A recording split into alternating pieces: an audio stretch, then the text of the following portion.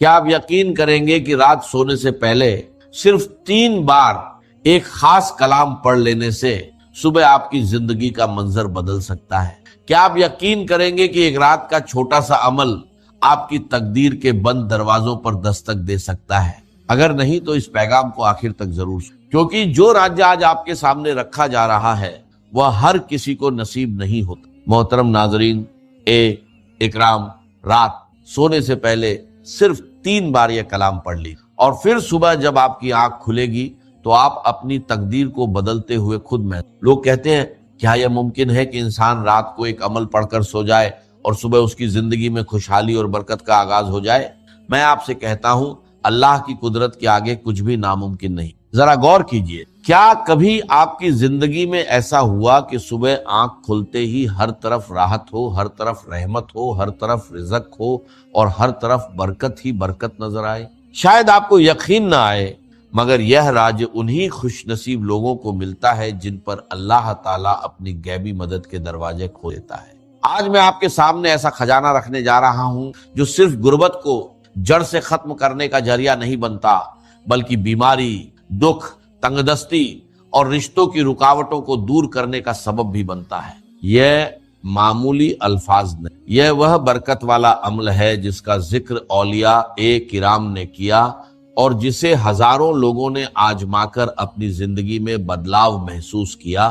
سوچئے، صرف ایک رات کی محنت اور صرف 3 بار پڑھنا، اور اس کے بعد صبح کا سورج آپ کے لیے نئی خوشخبری، نیا نصیب اور نئی آپ کے گھر کے کونے کونے میں برکت ہو، غم دور ہو جائیں، پریشانیاں ختم ہو جائیں اور محتاجی کی۔ یہ راج ان لوگوں کے لیے ہے جو سچ میں اپنی زندگی بدلنا چاہتے ہیں، جو چاہتے ہیں کہ ان کی قسمت کے بند دروازے کھلے اور ان پر غیبی خزانوں کی بارش ہو۔ یہ عمل اللہ کے ولیوں کے بتائے ہوئے طریقوں میں سے ایک طریقہ ہے۔ صدیوں پرانا یہ راج آج آپ تک پہنچا ہے۔ بس اسے سنیے، سمجھیے، پورے یقین کے ساتھ پڑھیے اور اللہ پر بھروسہ رکھیے۔ کل جب آپ کی آنکھ کھلے گی تو آپ خود گواہ بنیں گے کہ زندگی کیسے بدلتی۔ رات کے پرسکون لمحوں میں جب دنیا گہری نیند میں ہوتی ہے اور آسمان پر ستارے چمک رہے ہوتے ہیں، اگر کوئی بندہ پورے یقین اور بھروسے کے ساتھ صرف 3 بار یہ خاص کلام پڑھ لے تو صبح اسے ایسا محسوس ہوگا جیسے اس کی قسمت کا بند دروازہ کھل گیا۔ آپ سوچ رہے ہوں گے کہ کیا صرف ایک رات کی دعا انسان کا مقدر بدل سکتی ہے؟ یاد رکھیے، اللہ کی رحمت اور اس کی قدرت کے آگے کوئی چیز مشکل نہیں۔ بہت سے لوگوں نے پہلے اس بات پر یقین نہیں کیا، کچھ نے مذاق اڑایا، لیکن جب انہوں نے اس عمل کو آزمایا تو وہی لوگ حیران رہ گئے۔ انہوں نے دیکھا کہ ان کے حالات بدلنے لگے، غربت کم ہونے لگی، رزق میں وسعت آنے لگی، دلوں کو سکون ملنے لگا، اور وہ دعائیں پوری ہونے لگی جو برسوں سے ادھوری۔ یہ صرف الفاظ نہیں بلکہ برکت اور رحمت کا ذریعہ۔ سوچئے کیسا منظر ہوگا جب صبح آپ کے گھر میں خوشخبری دستک دے، جب تنگ دستی کی جگہ خوشحالی آ جائے، جب پریشانیوں کی جگہ سکون اور غموں کی جگہ خوشیاں ڈیرے ڈال دیں۔ اولیاء کرام فرماتے ہیں کہ یہ عمل انسان کی زندگی میں بدلاؤ کا ذریعہ بن سکتا ہے۔ ایک رات کا یہ معمولی سا عمل آپ کے لیے ایسی نئی شروعات بن سکتا ہے جس میں نہ قرض کی پریشانی ہو، نہ بھوک کی تکلیف ہو اور نہ بے سکونی کی حالت ہو، بلکہ جہاں بھی جائے عزت ملے، محبت ملے اور اللہ کی رحمتیں اور برکتیں آپ کے۔ لیکن یاد رکھیے، یہ راج ہر کسی کے لیے نہیں ہوتا، یہ ان بندوں کے لیے ہوتا ہے جو دل سے یقین رکھتے ہیں، جو اللہ پر بھروسہ کرتے ہیں اور جو پورے اعتبار کے ساتھ عمل کرتے ہیں۔ اگر آپ بھی چاہتے ہیں کہ غربت کی زنجیریں ٹوٹ جائیں، اگر آپ چاہتے ہیں کہ دکھ اور پریشانیاں آپ کی زندگی سے دور ہو جائیں، اگر آپ چاہتے ہیں کہ آپ کی تقدیر کا نیا صفحہ کھلے، تو اس عمل کو پوری توجہ اور پورے یقین کے ساتھ سنیں اور پھر اس پر عمل۔ یاد رکھیے، یقین کے ساتھ کیا گیا چھوٹا سا عمل بھی اللہ کی رحمت سے بڑی تبدیلی کا ذریعہ بن جاتا ہے۔ یاد رکھیے، کبھی اللہ تعالیٰ ایک چھوٹی سی دعا یا ایک چھوٹے سے وظیفے کے ذریعے پوری زندگی کی محرومیاں مٹا دیتا ہے۔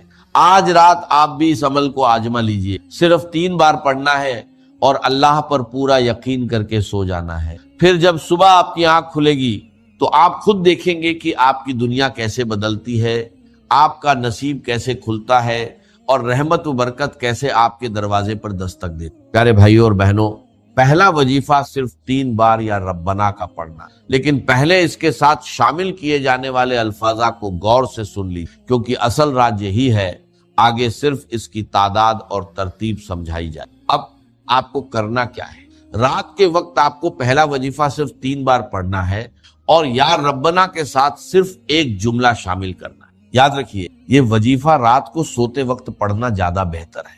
اگر آپ عشاء کی نماز کے بعد پڑھ لیں تو بھی اچھا ہے، لیکن سونے سے پہلے پڑھنا زیادہ مناسب۔ اس عمل میں صرف کچھ لمحے لگتے ہیں، مگر کبھی کبھی یہی کچھ لمحے انسان کی زندگی میں بڑی تبدیلی کا ذریعہ بن جاتے۔ اب آپ کو سب سے پہلے پڑھنا ہے یا ربنا میری جھولی بھر دے۔ بہت سے لوگ یا ربنا پڑھتے ہیں، لیکن جس ترتیب سے یہ عمل بتایا جا رہا ہے شاید آپ نے پہلے کبھی۔ اب طریقہ اچھی طرح سمجھ لیں۔ آپ دنیا کے کسی بھی ملک میں ہو، پاکستان میں ہو، ہندوستان میں ہو، بنگلہ دیش میں ہو یا کسی اور جگہ، جیسے ہی عشاء کی نماز کا وقت گزر جائے، آپ عشاء کے بعد سے فجر سے پہلے تک رات کے کسی بھی حصے میں یہ عمل کر سکتے ہیں۔ سب سے پہلے سکون کے ساتھ بیٹھ جائیے اور اپنے دل و دماغ کو یکسو کر لیجیے۔ کچھ لوگ عمل پڑھنے کے فوراً بعد دنیاوی مشغولیات میں لگ جاتے ہیں، لیکن اس عمل کے وقت پوری توجہ اور یکسوئی اختیار کرنا بہتر۔ اب سب سے پہلے ایک مرتبہ درود شریف پڑھ لیجیے۔ اگر درود ابراہیمی یاد ہو تو وہ پڑھ لیجیے، اور اگر نہ ہو تو آپ اعوذ باللہ من الشیطان بسم اللہ الرحمن الرحیم پڑھ سکتے۔ اس کے بعد پہلا وظیفہ صرف 3 مرتبہ پڑھنا۔ یا ربنا میری جھولی بھر دے، ایک مرتبہ، یا ربنا میری جھولی بھر دے، دوسری مرتبہ، یا ربنا میری جھولی بھر دے، تیسری مرتبہ، یا ربنا میری جھولی بھر دے۔ بس یہی پہلا وظیفہ ہے جسے آپ کو صرف 3 مرتبہ پڑھنا ہے۔ جب آپ پہلا وظیفہ 3 مرتبہ پڑھ لیں تو اس کے بعد سکون کے ساتھ وہیں رہیے۔ اگر آپ بستر پر لیٹ کر پڑھ رہے ہیں تو یہ بھی بالکل ٹھیک ہے۔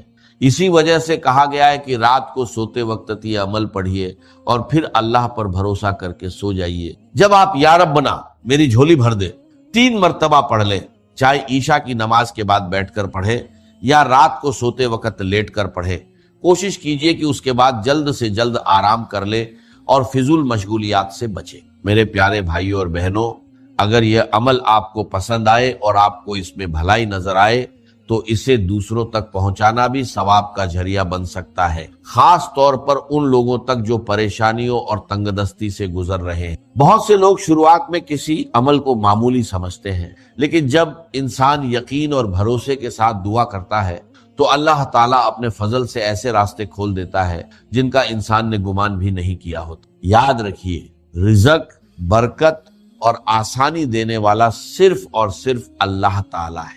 انسان کوشش کرتا ہے اور نتیجے اللہ کی طرف سے آتے۔ اگر اللہ چاہے تو انسان کے حالات بدلتے دیر نہیں لگتی۔ اس لیے دعا کے ساتھ امید، محنت کے ساتھ بھروسہ اور عمل کے ساتھ یقین ضرور رکھیں۔ اب جب آپ پہلا وظیفہ پڑھ لیں تو اس کے بعد دوسرے نمبر پر یا گنیو کو شامل۔ یا گنیو اللہ تعالیٰ کے مبارک ناموں میں سے ایک نام ہے اور اسے لوگ اکثر رزق، برکت اور آسانی کی دعاؤں میں۔ اب آپ کو یا گنیو بھی صرف 3 مرتبہ پڑھ۔ یاد رکھیے، یہ عمل بہت کم وقت لیتا ہے اور آسانی سے پڑھا جا سکتا ہے۔ اس کا طریقہ یہ ہے کہ آپ عشاء کی نماز کے بعد سے لے کر فجر سے پہلے تک رات کے کسی بھی حصے میں اسے پڑھ سکتے ہیں۔ سب سے پہلے ایک مرتبہ درود شریف پڑھ لی، اس کے بعد اعوذ باللہ من الشیطان الرجیم بسم اللہ الرحمن الرحیم پڑھیے۔ پھر پہلا وظیفہ 3 مرتبہ پڑھی، یا ربنا میری جھولی بھر دے، یا ربنا میری جھولی بھر دے، یا ربنا میری جھولی بھر دے۔ اس کے بعد دوسرے نمبر پر یا گنیو 3 مرتبہ پڑھیے۔ یہی اس عمل کی اگلی ترتیب ہے۔ اب آپ کو وہیں بیٹھے بیٹھے یا گنیو کو ایک خاص جملے کے ساتھ صرف 3 مرتبہ پڑھنا ہے، صرف 3 مرتبہ۔ جب یہ سارا عمل مکمل ہو جائے تو آپ وہیں سے اطمینان کے ساتھ سوئیں۔ پھر جب صبح آپ کی آنکھ کھلے گی تو آپ خود محسوس کریں گے کہ اللہ کی مدد اور آسانیاں آپ کی طرف متوجہ۔ اب دیکھیے، بہت سے لوگوں نے اس عمل کے بعد اپنی زندگی میں مختلف قسم کی آسانیاں اور بہتری میں، کسی کے لیے رزق کے دروازے کھلے، کسی کے لیے مدد کے اسباب پیدا ہوئے اور کسی کے لیے پریشانیاں کم ہونا شروع ہو گئیں۔ یہ سب اللہ تعالیٰ کے فضل اور کرم سے ہوتا ہے۔ کچھ لوگوں نے مالی معاملوں میں آسانی دیکھی، کچھ نے قرض کے بوجھ میں کمی محسوس کی، کچھ کو سکون نصیب ہوا اور کچھ کی زندگی میں خوشیوں اور آسانی کا آغاز ہوا۔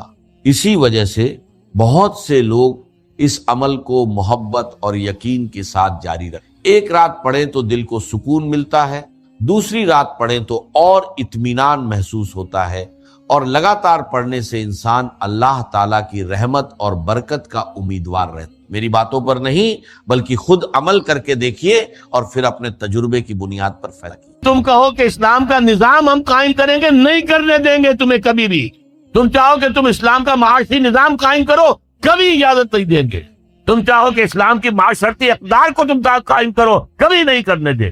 یہ ہے اس وقت جو ہمارے ساتھ پیش آ رہا ہے معاملہ، پورا مغرب اس پر اڑا ہوا ہے، اسلامی نظام کہیں نہیں آنے دیں۔ ہاں نمازیں پڑھو، ہمیں کوئی اعتراض نہیں، روزے رکھو، تم روزے 30 کی بجائے 100 رکھو، ہمارا کیا لیتے ہو؟ تمہاری کمزوری ہو جائے گی، ہم تو تمہیں لیبر اسی وقت دیں گے جب پورے 8 گھنٹے کام کرو گے ڈٹ کر، اس میں کوئی رعایت نہیں کریں گے تمہارے ساتھ۔ بہرحال سوال یہ ہے کہ میں کیا کروں، کوئی راستہ ہے؟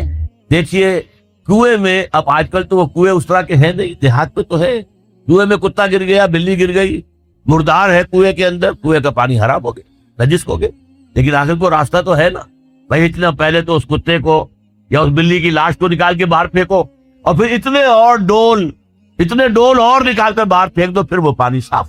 اس کا کیا نام ہے؟ کفارہ۔ اسی طرح رمضان کا روزہ تھا، آپ سے صبر نہیں کیا گیا، اپنی بیوی سے ہم بستری کر بیٹھے، دوپہر کے وقت روزہ ٹوٹ گیا، اب کیا ہے؟ اس کی گناہ کی کوئی بدل بھی ہے؟ ہاں ہے، 60 روزے رکھو اب متواتر پے بپے، 60 روزے، تب کفارہ ہوگا اس گناہ کا۔ تم نے فرض روزہ توڑ دیا، ہاں اگر نفلی روزہ تھا تو توڑ دیا تو صرف اس کی قضا دینی ہوگی، بس۔ فرض روزہ اسے توڑ دیا ہے تو اس کے لیے تو 2 مہینے کے 60 روزے پے بپے رکھنے پڑے۔ تو اب ہم جو کفر کے تحت زندگی گزار رہے ہیں اور اس اعتبار سے اللہ کی نگاہ میں ہم کافر ہیں، لیکن سوال یہ ہے کہ جائیں تو کہاں جائیں، کریں تو کیا کریں؟ نظام کفر کا ہے۔ قرآن کہتا ہے وَمَن لَّمْ يَحْكُم بِمَا أَنزَلَ اللَّهُ فَأُولَٰئِكَ هُمُ الْكَافِرُونَ۔ جو لوگ قرآن کی، اللہ کی اتاری ہوئی شریعت کے مطابق فیصلے نہیں کرتے، وہی تو کافر ہے۔ کافر کسے کہتے ہیں؟ اقبال نے کہا نا، بتوں سے تجھ کو امید ہے، خدا سے نو امیدی، مجھے بتا تو صحیح اور کافری کیا ہے؟ تمہاری ساری امیدیں امریکہ کے ساتھ وابستہ ہیں، وہ مسئلہ طے کرا دے، وہ یہ کرا دے، وہ کرا دے، وہ معاملہ ہمارا، وہی تو سب سے بڑا چور وہی ہے، سب سے بڑا ڈاکو وہی ہے، سب سے بڑا اسلام کا مخالف وہی ہے، اور اسی کے پاس ہم جاتے ہیں۔ قرآن کا فتویٰ تو یہ کہ تم کافر ہو، ہاں انفرادی طور پر تم مسلمان ہو، اجتماعی طور پر قومی سطح پر تم کافر ہو۔ وَمَن لَّمْ يَحْكُم بِمَا أَنزَلَ اللَّهُ فَأُولَٰئِكَ هُمُ الْكَافِرُونَ۔ یہ 7واں رکوع ہے سورہ مائدہ کا، اور پھر فرمایا وَمَن لَّمْ يَحْكُم بِمَا أَنزَلَ اللَّهُ فَأُولَٰئِكَ هُمُ الظَّالِمُونَ۔ جو اللہ کے اتارے ہوئے قانون کے مطابق فیصلے نہیں کرتے وہی تو مشرک ہے۔ اللہ کے حکم کو چھوڑ کے کسی اور کے حکم پر فیصلہ کر رہے ہو، اس سے بڑا شرک کیا ہوگا؟ اور تیسری مرتبہ فرمایا وَمَن لَّمْ يَحْكُم بِمَا أَنزَلَ اللَّهُ فَأُولَٰئِكَ هُمُ الْفَاسِقُونَ۔ وہی تو فاسق ہیں، فاجر ہیں، وہی تو سرکش ہیں، وہی تو باغی ہیں، وہی تو غدار ہیں اللہ کے، جو اللہ کی شریعت کے مطابق فیصلے نہیں کرتے۔ اب ان 3 آیتوں کی روح سے سمجھ لیجئے ہم کہاں کھڑے ہیں، کیا کر رہے ہیں۔ دیکھیے میں آپ کو ایک مثال دیتا ہوں، ہماری آبادی کا میں سمجھتا ہوں اکثریت تو وہ ہے جو نماز روزے کے لیے پابند نہیں ہے۔ ان چیزوں کا چرچا شہروں میں زیادہ، دیہات میں بہت کم رہ گیا، بہت کم، اور ہماری 70% آبادی دیہات کے اندر۔ اچھا جو نمازیں پڑھتے روزے رکھتے ہیں، خاص طور پر شہروں کے کاروباری لوگ، وہ بلیک مارکیٹنگ بھی کرتے ہیں، وہ حسابات بھی غلط دیتے ہیں، جھوٹ بولتے ہیں، جھوٹ یا حلف اٹھاتے ہیں کہ یہ حساب ہم حلفیہ میں کہہ رہا ہوں یہ حساب صحیح ہے، جبکہ حساب غلط۔ سودی کاروبار کرتے ہیں، اپنے کاروبار کو بڑھانے کے لیے سود کا قرضہ لیا ہے، سودی قرضہ لیا بینک سے، اپنی بلڈنگ بنانے کے لیے بہت بڑی قرضہ لیا ہے بینک سے، تو ان کی عبادت کیا ہوئی؟ وہ اس آیت کے ذیل میں آ گئے کہ نہیں؟ افتؤمنون ببعض الکتاب وتکفرون ببعض فما جزاء من يفعل ذلك منكم الا خزي في الحياة الدنيا ويوم القيامة يردون الى اشد العذاب وما الله بغافل عما تعملون۔ لیکن میں ان کو بھی چھوڑتا ہوں۔ فرض کیجئے ایک شخص ہے، نماز پڑھتا ہے پوری 5 وقتہ مسجد میں، رمضان کے روزے رکھتا ہے، اور بھی اللہ توفیق دیتا ہے، ایام 20 کے روزے رکھ لیتا ہے، یا ہفتے میں 2 روزے رکھتا ہے، سوموار کے اور جمعرات کے وغیرہ، زکوٰۃ دیتا ہے، کاروبار بھی سارے حلال کر رہا ہے، حرام نہیں کر رہا، سود میں بھی براہ راست ملوث نہیں ہے، نہ پیسہ سود پہ اوپر بینک میں رکھ کر سود کھایا نہ سود پر قرضہ لے کر کوئی اپنا کاروبار بڑھایا، نہ کوئی اپنا کارخانہ لگایا، نہ کوئی اپنے بلڈنگ اونچی بنائی. پردہ بھی اس نے اپنے گھر میں بالکل شرعی نافذ کر دیا. وہ اس پورے اسلام پر کاربند ہے جس میں وہ کاربند ہو سکتا ہے اس وقت، لیکن وہ اس قوم کا فرد ہے جو قوم اللہ کے فتوے کے مطابق کافر قوم ہے، جو اللہ کے فتوے کے مطابق مشرک قوم ہے، جو اللہ کے فیصلے کے مطابق فاسق و فاجر قوم ہے. قوم کے فرد تو ہم اسی کے ہیں. چور کا ہاتھ تو نہیں کاٹا جا رہا. ڈاکوؤں کو وہ سزا تو نہیں جاتی سورہ مائدہ میں جو آئی ہے، ان کے ہاتھ اور پاؤں مقابل سم سے کاٹ دیے جائیں، یا یہ کہ انہیں ملک سے باہر دفع کر دیا جائے، قتلوا تقتیلا، ان کے ٹکڑے کر دیے جائیں. ڈاکوؤں کو کوئی سزا ملتی ہے ایسے؟ اب تو پکڑنے کا کیا سوال، پکڑ گئے تو رشوتیں دے کر چھوٹ جائیں گے. یہاں تو عدل بھی جو ہے خریدا جا سکتا ہے بڑے آرام سے، اور نہیں تو 4-6 مہینے جیل میں رہ لیں گے. وہاں بھی ان کا بڑا راج ہوتا ہے. جو ڈاکو ہوں ان کے اندر ان کی تو ہیبت ہوتی ہے، جیل کے صدر خود ان سے ڈرتے ہیں، ساری چیزیں حرام ان کے پاس وہاں بھی پہنچتی ہیں جیل کے اندر، نکل آئیں گے. اللہ اللہ خیر صلی اللہ. کہیں شرعی سزا دی گئی کسی ڈاکو کو؟ یہاں کہیں کسی زانی کو؟ اب زانی یا فرض کیجئے، واقعہ یہ ہے کہ کسی کا بھی جرم زنا ثابت کرنا بہت مشکل کام ہے کہ 4 گواہ موجود ہوں جنہوں نے آنکھوں سے دیکھا ہو. یہ جتنے رجم ہوئے حضور کے زمانے میں، وہ ان لوگوں نے خود آ کر کہا ہے اللہ کے رسول ہم سے وہ خطا ہو گئی ہے جس کی سزا رجم ہے، ہمیں پاک کر دیجئے، ہمیں سنسار کر دی. حضرت معاذ اسلمی نے اسی طریقے سے اپنے آپ کو پیش کیا، غامدیہ خاتون نے اسی طرح اپنے آپ کو پیش کیا. لیکن جرم ثابت کیسے کیا جائے کسی پر؟ وہ تو اقرار کر رہے ہیں تو ان کو سزا ہو گئے، رجم ہو گئے. لیکن سوال یہ ہے کہ کوئی عورت حاملہ ہو گئی ہے، اس کا تو ثابت ہو گیا نا کہ زنا کیا اس نے. اگر وہ شادی شدہ نہیں ہے تو پھر اس کا حمل جو ہے وہ تو سامنے آ گیا. کیا اس کو کہیں سنسار کیا گیا؟ یا فرض کیجیے بیوہ ہے، اب حمل ہو گیا اسے، کون سا حمل ہوا ہے، حلال کا یا حرام کا؟ اسے کچھ سزا دیتے ہو تم؟ ابھی تو یہ بڑی بحثیں چل رہی ہیں. حدود کا قوانین جو بنائے گئے تھے وہ بڑی جلدی میں بنائے گئے تھے، کچھ خلا اس میں رہ گئے ہیں. لیکن اصل میں جو لوگ شور مچا رہے ہیں وہ ہیں جو کہتے ہیں کہ یہ اسلامی سزائیں وحشیانہ ہیں. بے نظیر بھٹو کا کہنا ہے یہ وحشیانہ سزائیں ہیں، اللہ کی لی ہوئی سزائیں وحشیانہ ہیں. معاذ اللہ ثم معاذ اللہ ثم معاذ اللہ، کلمہ کفر ہے. اب اس کا کیا علاج ہے ہمارے پاس؟ کیا کریں؟ میری بات کو توجہ سے سنیے.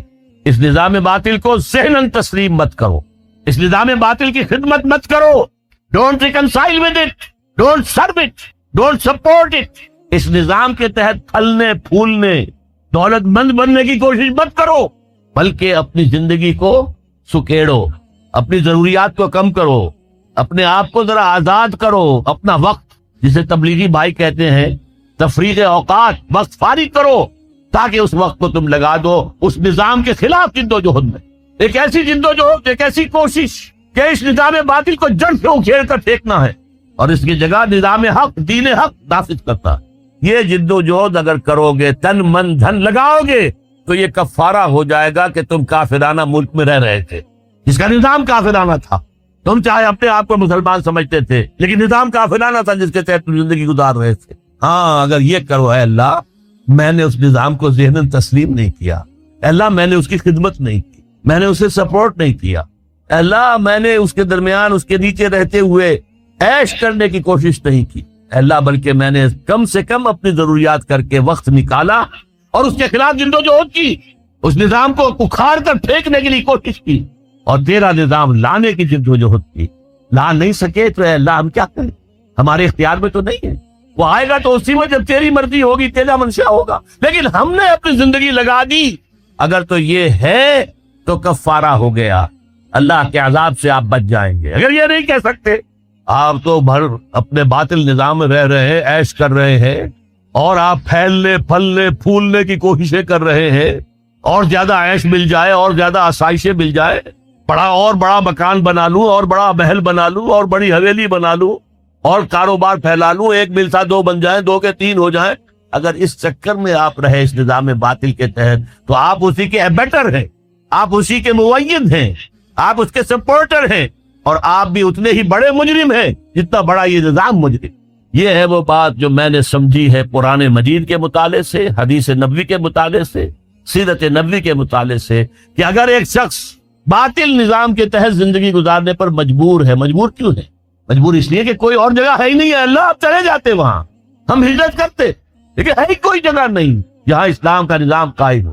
تو کہا تھا، پھر وہی شعر سنا رہا ہوں، کس طرح جاؤں، کدھر دیکھوں، کسے آواز دوں، اے ہجوم نامرادی دل بہت گھبرائے ہے۔ کیا کر، رہنا تو یہی ہے، لیکن رہو یہاں، لیکن یہاں رہو ریوولٹ کرتے ہوئے، بغاوت کر کے اس نظام کے خلاف، لیو انڈر اٹ انڈر پروٹیسٹ، خوش دلی کے ساتھ نہ رہو، مجبوراً رہو، جیسے کہ جیل میں رہا جاتا ہے، کوئی خوش دلی کے ساتھ جیل میں نہیں رہتا، لیکن رہو۔ اور حضور نے فرمایا، الدنیا سجن المومن و جنت الکافر، یہ دنیا تو مومن کے حق میں جیل خانہ ہے اور باغ ہے کافروں کے لیے۔ جیل خانے میں جیسے رہتے ایسے رہو تو تمہارے اس گناہ کا کفارہ ہو جائے گا۔ یہ ہے وہ جہاد، جد و جہد جو فرض عین ہے۔ قرآن مجید میں فرمایا، ایک ہوتا ہے مسلمان، ایک ہوتا ہے مومن، دونوں میں بڑا فرق ہے۔ دیکھیے مسلمان تو ہم ہو گئے وراثت کے طور پر، ہمارے ماں باپ مسلمان تھے، ہم بھی مسلمان، تو مومن تو ایسے وراثت میں نہیں بنتا۔ قالت الاعراب آمنا قل لم تؤمنوا ولکن قولوا اسلمنا، سورہ حجرات کی آیت نمبر 14۔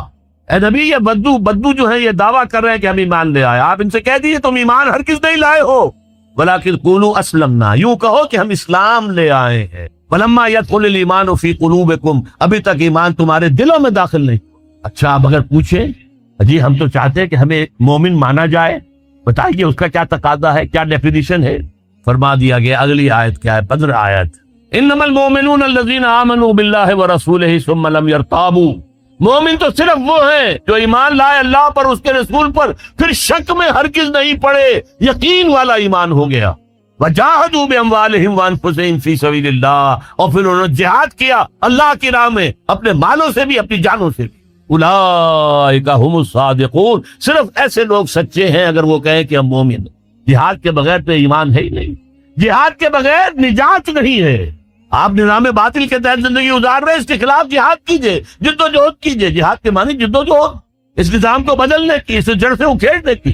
چنانچہ سورہ صف میں فرمایا گیا، یا ایھا الذین آمنوا، اے اہل ایمان، ایمان کے دعوے دارو، هل ادلکم علی تجارۃ تنجیکم من عذاب علیم، کیا میں تمہاری رہنمائی کروں اس تجارت کی طرف جو تمہیں دردناک عذاب سے چھٹکارا دلا دے؟ نوٹ کیجئے سوال کیا ہے، اگر جہنم سے بچنا چاہتے ہو تو ایک تجارت کرنی ہوگی۔ اب وہ تجارت کیا ہے وہ بھی خود ہی فرما دی، تؤمنون باللہ ورسولہ، وہی بات جو سورہ حجرات کی آیت میں ہے، ایمان پختہ رکھو اللہ پر، اس کے رسول پر، وتجاہدون فی سبیل اللہ باموالکم وانفسکم، اور جہاد کرو اللہ کی راہ میں اپنی جانوں اور مالوں کے ساتھ۔ ذالکم خیر لکم ان کنتم تعلمون، یہی تمہارے حق میں بہتر ہے اگر تم علم رکھتے ہو۔ تو معلوم ہوا کہ یہ جہاد لازم، یہ جد و جہد لازم ہے، یہ ایمان کا لازمی تقاضا ہے، یہ جہنم سے چھٹکارا پانے کی لازمی شرط ہے۔ اگر یہ نہیں کر رہے تو ایمان نہیں ہے تمہارے اندر، اور جہنم سے چھٹکارا پانے کی امید یہ ایک بس تمہارا خیال ہے، تلک امانیہم، یہ تمہارے من گھڑت خیالات ہیں، یہ تمہاری وشفل تھنکنگ ہے، یہ حقیقت نہیں۔ اب اگلی بات سنیے، یہ جد و جہد بغیر جماعت کے ممکن نہیں ہے۔ کیا اکیلا آدمی نظام کو بدل سکتا؟ ہمارے ہاں بڑے بڑے متقی لوگ موجود ہیں، کوئی شک نہیں، بڑے بڑے اہل اللہ موجود ہیں، نیک لوگ ہیں جن سے انفرادی طور پر لوگوں کو نیکی پہنچ بھی رہی ہے، مرشدین ہیں، لیکن کیا وہ نظام کو بدل سکتے ہیں؟ نہیں۔ جماعت بنانی پڑے گی، جماعت حزب اللہ، اللہ کی جماعت، اللہ کی پارٹی بناؤ، اور اگر موجود ہو کوئی تو داخل ہو جاؤ، شامل ہو جاؤ، اس لیے کہ جماعت کے بغیر زندگی اسلامی زندگی نہیں ہے۔ حضور نے فرمایا، ید اللہ علی الجماعہ، اللہ کی تائید اور نصرت، اللہ کا ہاتھ جماعت کے اوپر ہے۔ حضرت عمر نے فرمایا، لا اسلام الا بالجماعہ، جماعت کے بغیر اسلام ہے ہی نہیں، ولا جماعہ الا بالامارہ، امیر کے بغیر جماعت نہیں، ولا امارہ الا بالاطاعہ، اور اطاعت کے بغیر امیر کے معنی کیا ہوئے؟ اطاعت کرو۔ حضور کی ایک اور حدیث، حارث اشعری رضی اللہ تعالیٰ عنہ فرماتے ہیں، انی آمرکم بخمس، اے مسلمانوں میں تمہیں 5 باتوں کا حکم دے رہا ہوں، اللہ امرنی بہن، اللہ نے مجھے ان کا حکم دیا، میں اپنے پاس سے نہیں کہہ رہا، حالانکہ حضور کو اختیار تھا، خود بھی آپ کہہ سکتے تھے، مستند ہے ان کا فرمایا ہوا، آپ کا فرمایا ہوا مستند ہے، الصادق المصدوق ہے، سچے ہیں، اور اللہ نے ان کی صداقت کی گواہی دی ہے، لیکن یہاں تاکید کے طور پر فرمایا کہ میں 5 باتوں کا حکم دے رہا ہوں، اور اسے صرف میرا حکم نہ سمجھنا، یہ اللہ کا حکم ہے جو پہنچا رہا ہوں، بالجماعت والسمع والطاعت والہجرت والجہاد فی سبیل اللہ، رواہ الترمذی و احمد بن حنبل رحمہم اللہ، مشکات شریف میں یہ روایت موجود ہے۔ عن الحارث الاشعری، حارث اشعری رضی اللہ تعالیٰ عنہ، 5 باتیں: جماعت کی شکل میں رہو، جماعت کے امیر کا حکم مانو، اس کی اطاعت کرو، اور ہجرت کرو اور جہاد کرو۔ آپ پوچھیں گے ہجرت کیسے کریں گے؟ تم نے تو کہہ دیا دنیا میں کوئی ملک ہے ہی نہیں، کون تمہیں گھسنے دے گا؟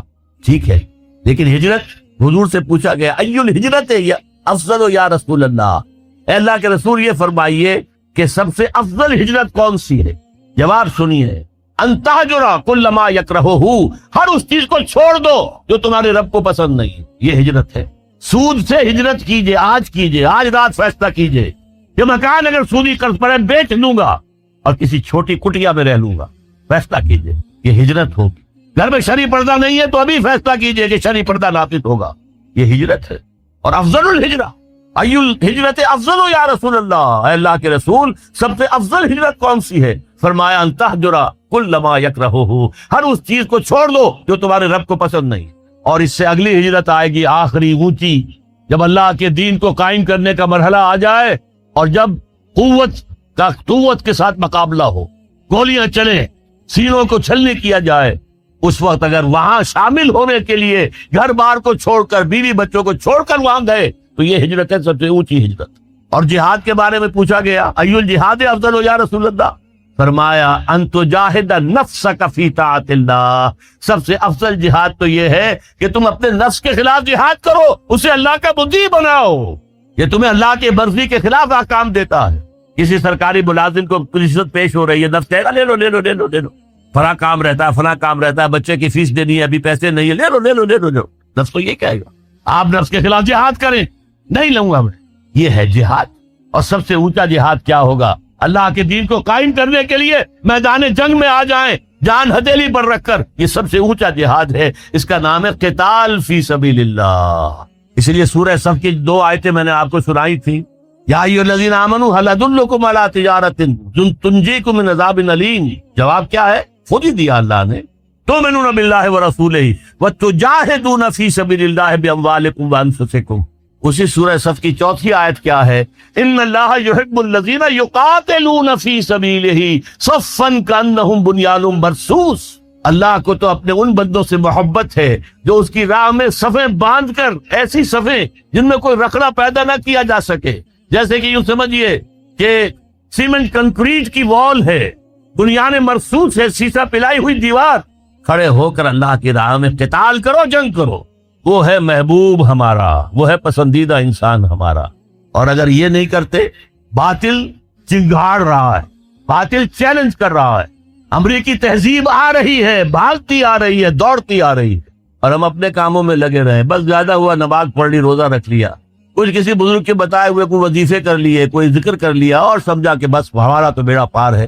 نہیں، تقویٰ طاغوت کی غلامی میں، تقویٰ طاغوت کے خلاف جب تک جد و جہد نہیں، اس وقت تک آپ کا ایمان درست نہیں، آپ کی نماز قبول نہیں، آپ کا روزہ قبول نہیں، آپ کی دعائیں قبول نہیں۔ کتنی دعائیں کی تھی فجر کی نماز میں، دعا قنوت نازلہ، اللہم دمر دیارہم، اللہم مزد جمعہم، لیکن اللہ نے نہیں سنی، شکست ہوئی، کلنک کا ٹیکا لگا، 93,000 ہمارا قیدی بن کر اس ہندو کی غلامی میں گیا جس پر کہیں ہم نے 600 برس حکومت کی تھی، کہیں 800 برس، کہیں 1000 برس کی۔ وہ کلنک کا ٹیکا آج تک ہمارے ماتھے سے دھلا نہیں ہے جو عربوں کے ماتھے پر لگا تھا۔ آج کی گفتگو کا عنوان ہے ہمارے دکھوں کا واحد علاج اسلام۔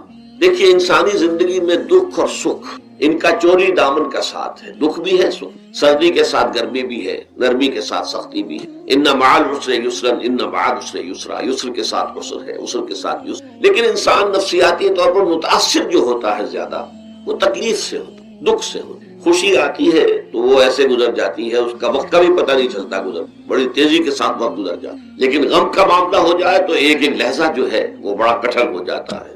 ایک ہے نماز ہم پڑھ لیتے ہیں، آپ نے سارا پڑھ لیا، سارا تعدیل ارکان بھی کر لی، لیکن اگر آپ کا اللہ کے ساتھ ڈائریکٹ کمیونین اور ڈائریکٹ کمیونیکیشن قائم نہیں ہوا تو نماز، جس کو کہ کہا گیا کہ الصلاۃ معراج المومنین، جو قرب حضور کو حاصل ہوا معراج میں، وہ ایک بندہ مومن دنیا میں رہتے ہوئے حاصل کر سکتا ہے نماز۔